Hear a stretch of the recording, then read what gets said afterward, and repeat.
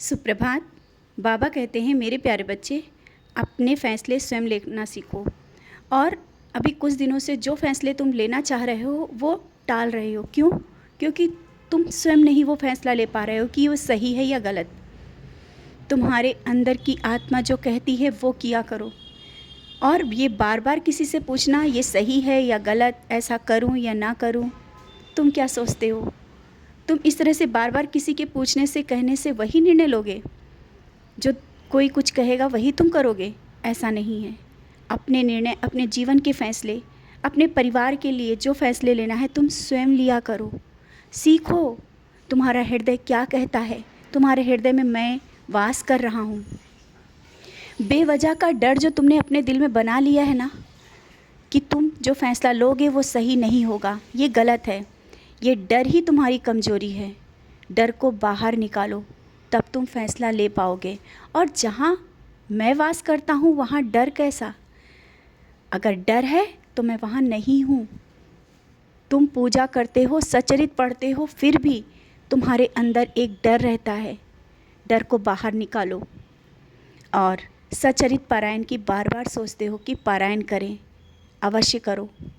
और समय नहीं निकल रहा है, समय निकल आएगा। वो समय नहीं निकल रहा है वो तुम मत सोचो कि समय नहीं निकल रहा है। जब तुम आगे बढ़ोगे तुम सचरित भी पढ़ पाओगे। इसी तरह से जब तुम किसी कार्य को करने की कोशिश करोगे ना, तुम स्वयं कर पाओगे। अपने मन की उलझनों को निकालो, मन को शांत रखो। जब मन शांत रहेगा सब कार्य तुम्हारे समय पे होते चले जाएंगे। क्योंकि जहाँ पर मन अशांत होता है ना, वहाँ कोई भी समस्या का हल नहीं हो सकता है। सबसे पहले मन को शांत रखो और घर में शांति बनाओ। घर की जो अव्यवस्था है ना उसे सही करो। और अपने क्रोध को शांत रखो। तुम्हारा ज़रा ज़रा सी बातों में जो क्रोध आता है ना, ये भी बहुत सी चीज़ों को बिगाड़ देता है। तुम स्वयं में बहुत कुछ सही करने की कोशिश करते हो, लेकिन चीज़ें तुम्हारे पक्ष में नहीं होती हैं। इसको लेकर के तुम क्यों चिंतित हो? समय आने पर सब चीज़ें सही हो जाएंगी। कभी कभी कोई कार्य समय में नहीं हो पाता है, इसका मतलब ये नहीं है कि मैं देख नहीं रहा हूँ और सुन नहीं रहा हूँ। यह तुम्हारा कार्य होगा नहीं, समय से होगा और अच्छा होगा। अभी उस कार्य का समय नहीं है। और मैं जिस तरह से, जिस ढंग से करवा रहा हूँ वो तुम्हें नहीं समझ में आएगा। जब कार्य हो जाएगा तब तुम्हें समझ में आएगा कि ऐसा क्यों हुआ और कैसे हुआ। तब तुम समझोगे मेरी लीला। तुम मेरा चमत्कार देखना चाहते हो ना? चमत्कार दिखेगा। विश्वास जगाओ, चमत्कार दिख जाएगा। और बहुत ही जल्दी तुम मेरा चमत्कार देखोगे। ऐसा नहीं कि मैं तुम्हारी ज़िंदगी में चमत्कार नहीं कर रहा या करूँगा नहीं, मैं कर रहा हूँ और आगे भी करूँगा। बहुत कुछ तुम्हारे जीवन में परिवर्तन आ रहा है।